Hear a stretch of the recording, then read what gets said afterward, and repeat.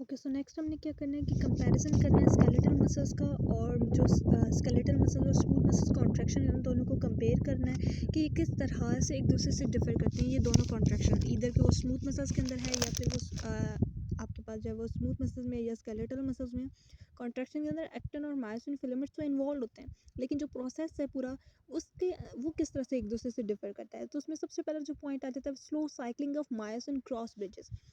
अगर आपको नहीं पता कि मायोसिन क्रॉस ब्रिजेस क्या होती हैं, जिसमें मेन हम क्या देखते हैं कि जो मायोसिन का जो हेड होता है वो एक्टिन फिलामेंट के साथ एक तरह से बाइंड करता है एंड देन उसको अपनी साइड पे पुल करता है, ठीक है। तो इसकी वजह से क्या होगा कि जो एक्टिन फिलामेंट्स होते हैं वो इस तरह से इन साइड जो है वो उनकी मूवमेंट होती है, मतलब कॉन्ट्रैक्शन काज करवाते हैं। तो वो एक क्रॉस ब्रिजेस की फॉर्मेशन होती है वहाँ पर मायोसिन की हेड के थ्रू। तो यहाँ पर वो क्या बोल रहे हैं, स्लो साइक्लिंग। अब साइक्लिंग यहाँ पर क्या होगी इसकी मायोसिन क्रॉस ब्रिजेस की, कि एक दफ़ा जो मायोसिन क्रॉस ब्रिज है वो जब अटैच करेगा एक्टिन के साथ देन उससे रिलीज करेगा, क्योंकि इस तरह से वो अटैच होकर फिर इस तरह से मूव करता है अपनी साइड। तो यहाँ पर ये जो अटैचमेंट री अटैचमेंट ये जो पूरा प्रोसेस होता है ये यहाँ पर वो बोल रहे हैं कि स्लोअर होता है as compared to the in the skeletal muscle. अगर उसको फ्रीक्वेंसी देखेंगे कि कितना फ्रीक्वेंट है, तो आप देखो तो बहुत ज़्यादा इतनी इसकी फ्रीक्वेंसी नहीं है यहाँ पर, वो इतना ज़्यादा आप कह सकते हो कि इसकी साइक्लिंग प्रोसेस जो है वो कम हो जाती है। और फ्रैक्शन ऑफ जो टाइम होता है जिसके अंदर जो है वो क्रॉस ब्रिजेस उसके साथ अटैच रहती हैं, जो एक्टिन फिलामेंट है उसके साथ जो है वो क्रॉस ब्रिज अटैच रहेगा, तो वो बहुत ज़्यादा इंक्रीज है, मतलब ज़्यादा है इसके अंदर स्मूथ मसल्स के अंदर। एटीपी एनर्जी भी जो है वो लेस रिक्वायर्ड है यहाँ पर, जो है वो एनर्जी जो है वो इतनी ज़्यादा जो है वो यूज़ नहीं होने वाली इस सारे प्रोसेस के अंदर, मतलब क्रॉस ब्रिजेस के जो हेड हैं वो इतने ज़्यादा आप कह सकते हो कि एटीपी को यूटिलाइज नहीं करते। नेक्स्ट वो पॉइंट आ जाता है which is a low energy requirement to sustain smooth muscles contraction. Smooth muscles contraction आपको पता है कि वो किस थ्रू होती है, कि जो हेड होता है जो मायोसिन का हेड है जो क्रॉस ब्रिजेस की फॉर्मेशन करे, तो वो एटीपी को जो है वो एटीपी के अंदर कन्वर्ट करता है और वो एनर्जी यूटिलाइज कर जाता है इस कॉन्ट्रैक्शन के अंदर, इस सारे प्रोसीजर के अंदर। लेकिन यहाँ पर क्या है कि आपके पास जो एनर्जी होगी वो बहुत ही कम अमाउंट होगी जो कि रिक्वायर्ड होगी इस जो कॉन्ट्रैक्शन है स्मूथ मसल्स के उसको मेंटेन करने के लिए। अब यहाँ पर हमें पता है कि ये इस वजह से भी हो सकता है क्योंकि यहाँ पर अटैचमेंट और जो डिटैचमेंट है साइकिलिंग की क्रॉस ब्रिजेस की, तो वो बहुत ही कम है, ठीक है। और यहाँ पर इस वजह से ये हो सकता है जो हमने ऊपर वाला देखा है कि स्लो साइकिलिंग होती है, क्योंकि वहाँ पर एटीपी एनर्जी इतनी नहीं है। जब एनर्जी इतनी नहीं है तो वो इतनी जल्दी से वो किस तरह से जल्दी अपना काम कर सकता है, ठीक है। तो वो जो क्रॉस ब्रिजेस हैं उनका वो फिर रिमेन उसके साथ अटैच ही रहने वाला है एक्टिन फिलामेंट के साथ, अगर आपके पास एटीपी कम है। तो यहाँ पर एटीपी की जो है वो रिक्वायरमेंट कम होगी, ठीक है। तो जिसकी वजह से क्या होगा कि वो ज़्यादा टाइम पीरियड के अंदर साइकिलिंग जो एक्टिविटी होगी वो रहेगी। अब यहाँ पर ये किस लिए इंपॉर्टेंट है, ये जो लेस एनर्जी यूटिलाइजेशन और स्मूथ मसल जो है वो इतनी एनर्जी को यूटिलाइज नहीं करते इस कॉन्ट्रैक्शन के अंदर, तो वो बहुत ही हेल्पफुल है क्योंकि ये एक एनर्जी इकोनॉमी प्रोवाइड करती है बॉडी को। फॉर एग्जांपल आप जो स्मूथ मसल्स है हमारी बॉडी के अंदर, अगर वो हर टाइम, अब आपको पता है कि जो स्मूथ मसल्स होते हैं वो एक्टिवेटेड ही होते हैं, मतलब वो कॉन्ट्रैक्टेड ही रहते हैं मोस्टली बॉडी के कुछ पार्ट्स के अंदर। तो यहाँ पर क्या होने वाला है कि अगर इतनी ज़्यादा एनर्जी वो यूज़ करते हैं और वो इतना हर टाइम अगर इस तरह से कॉन्ट्रैक्शन होती रहती, तो आपके पास जो एनर्जी बैलेंस है वो तो ना रहता ना बॉडी के अंदर। तो ये एनर्जी इकोनॉमी जो बॉडी के उसको मेंटेन करने के लिए ये लो एनर्जी यूटिलाइजेशन बहुत इंपॉर्टेंट है। जैसे वो बता रहे हैं कि जितने ऑर्गन्स है लाइक इंटेस्टाइन आ जाते हैं, यूरिनरी ब्लैडर है, गॉल ब्लैडर और बहुत सारे, तो उनकी टाइम हर टाइम टोनिक मसल कॉन्ट्रैक्शन होती है, मतलब वो हर टाइम ही कॉन्ट्रैक्टेड ही रहते हैं, क्योंकि ये सारे प्रोसीजर बॉडी के अंदर चलते रहते हैं। इंटेस्टाइन भी इन्वॉल्व होती है, यूरिनरी ब्लैडर और इस तरह से डाइजेशन या फिर आपका जो एक्सक्रीटरी सिस्टम है उसके अंदर। तो यहाँ पर ये आप कह सकते हो कि एनर्जी लो जो यूटिलाइजेशन होती है वो बहुत ही हेल्पफुल होती है बॉडी के लिए। नेक्स्ट आ जाती है slowness of onset of the contraction and relaxation of the total smooth muscle tissues.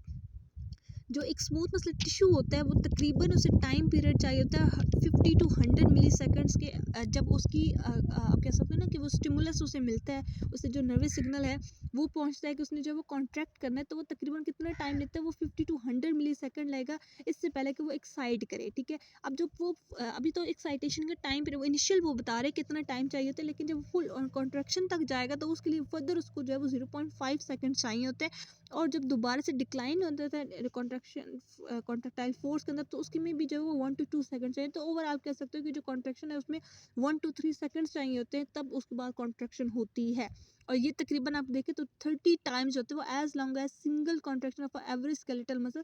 तो ये बहुत ज़्यादा टाइम पीरियड जो है वो रिक्वायर्ड होता है स्केलेटल मसल में स्लोनेस है कॉन्ट्रैक्शन की काज करने की। However because there are so many types, अब यहाँ पर ये हम नहीं कहते कि पैट यही सारा ये 1 to 3 सेकेंड्स ही होने वाला है, हर एक जो स्मूथ मसल है बॉडी के अंदर वो इसी तरह से ही कॉन्ट्रैक्शन करने वाला है स्लो। कुछ जो है वो देखिए स्मूथ मसल्स बॉडी के अंदर वो कॉन्ट्रैक्ट करेंगे तकरीबन 0.2 सेकेंड्स लेंगे, बहुत ही शॉर्ट टाइम पीरियड लेंगे। लेकिन अगर हम देखें तो एज लॉन्ग एज 30 सेकेंड्स भी कुछ बॉडी के जो स्मूथ मसल्स हैं वो ले सकते हैं। फिर अगर हम देखेंगे तो मैक्सिमम कॉन्ट्रैक्शन आ जाती है आपके पास, जो maximum force of contraction is often greater in smooth muscles than in the skeletal muscles. अच्छा, इसमें वो क्या बोल रहे हैं कि बेशक यहाँ पर इसके अंदर जो मायोसिन फिलामेंट्स हैं वो स्मूथ मसल्स के अंदर अगर हम देखेंगे तो वो बहुत ही कम है, ठीक है। लेकिन जो फोर्स ऑफ कॉन्ट्रैक्शन है जिसके थ्रू जो क्रॉस ब्रिजेस होते हैं वो उसको मूव करवा रहे थे, एक्टिन फिलामेंट्स को नीचे लेके आ रहे थे, तो वो बहुत ज़्यादा इंक्रीज होता है। मतलब वो मैक्सिमम फोर्स होती है कॉन्ट्रैक्शन की जो कि इसके अंदर अकर्ड होती है। वो फोर्स का जो रेट है वो अगर आप देखोगे यहाँ पर वो स्केलेटल मसल्स के अंदर कंपेयर करके वो बता रहे हैं, तो यहाँ पर वो बोल रहे हैं कि 40 to 6 kg हो सकता है पर सेंटीमीटर सेंटीमीटर स्केयर जो है वो अगर हम देखेंगे स्मूथ मसल्स के अंदर as compared to the 3 to 5 kg जो है वो स्केलेटल मसल्स की। तो यहाँ पर जो है वो फोर्स ऑफ जो कॉन्ट्रैक्शन है वो इतनी मैक्सिमम क्यों है, कि इसके पीछे क्या रीज़न हो सकता है। तो वही जो प्रोलॉन्ग टाइम पीरियड के लिए जो अटैचमेंट होती है ना स्मूथ मसल्स की मायोसिन क्रॉस ब्रिजेस के एक्टिन फिलामेंट्स के साथ, तो वही इसकी रीज़न आ जाती है, ठीक है।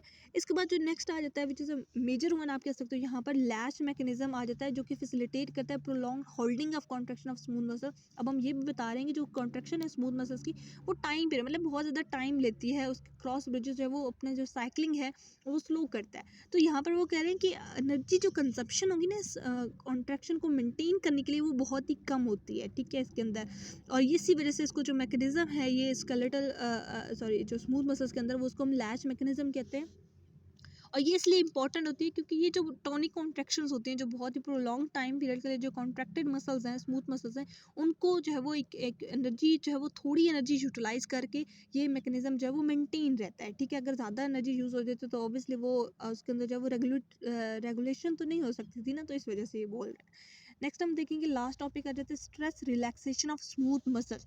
अब देखिए ना जो स्मूथ मसल्स होते हैं स्पेसिफिकली वो यहाँ पर एग्जांपल जो देंगे वो यूनिटरी टाइप्स जो है वो विजुअल जो यूनिटरी टाइप्स हैं स्मूथ मसल्स की, जो हॉलो ऑर्गन है यहाँ पर वो एग्जांपल देंगे यूरिनरी ब्लैडर की कि उसके अंदर किस तरह से स्ट्रेस रिलैक्सेशन होती है। अगर हम इसको एग्जांपल के थ्रू समझे तो वो कह रहे हैं कि अगर आपके पास जो स्मूथ जो ब्लैडर है, जो यूरिनरी ब्लैडर की जो वॉल्स होते हैं, ठीक है, उनके जो स्मूथ मसल्स हैं सॉरी वो क्या बोल रहे हैं कि जो यूरिनरी ब्लैडर हैं उसके अंदर क्या है कि जो नॉर्मली एक वॉल्यूम था कोई भी मतलब उसके अंदर जो है वो यूरिन आया है तो उसकी वजह से क्या हुआ कि उसका जो वॉल्यूम था पहले तो वो नॉर्मल था, ठीक है, फ्लूइड वॉल्यूम, लेकिन अगर उसको इंक्रीज हो जाएगा, ठीक है, वो उससे उस रेट से इंक्रीज हो जाएगा तो यहाँ पर क्या होने वाला है कि जो स्मूथ मसल्स होंगी ब्लैडर वॉल के अंदर वो स्ट्रेच हो जाएंगी। जब वो स्ट्रेच हो जाएंगी तो ऑब्वियसली वो एरिया ज़्यादा प्रोवाइड करेंगे और जैसे ही प्रेशर जो वॉल्यूम है वो जितना भी है प्रेशर जो है वो दोबारा से नॉर्मलाइज हो जाएगा उसके अंदर, क्योंकि एरिया ज़्यादा प्रोवाइड होगा तो प्रेशर अब इतना ज़्यादा नहीं पड़ने वाला उसकी वॉल के ऊपर। तो इसकी वजह से क्या होगा कि यहाँ पर जो प्रेशर होगा उसका जो वो मीडिएट कर दिया जाएगा, ठीक है। लेकिन अब कह रहे हैं कि अबाउट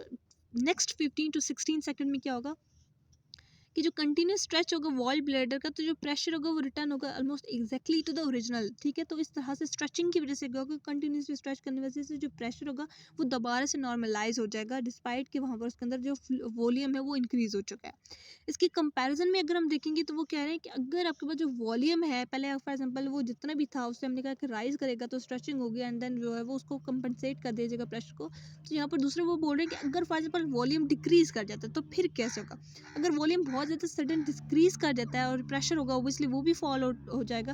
तो यहाँ पर एक और मैकेनिज्म स्टार्ट होता है which is a reverse stress relaxation, जैसे हम स्ट्रेस रिलैक्सेशन कहते हैं।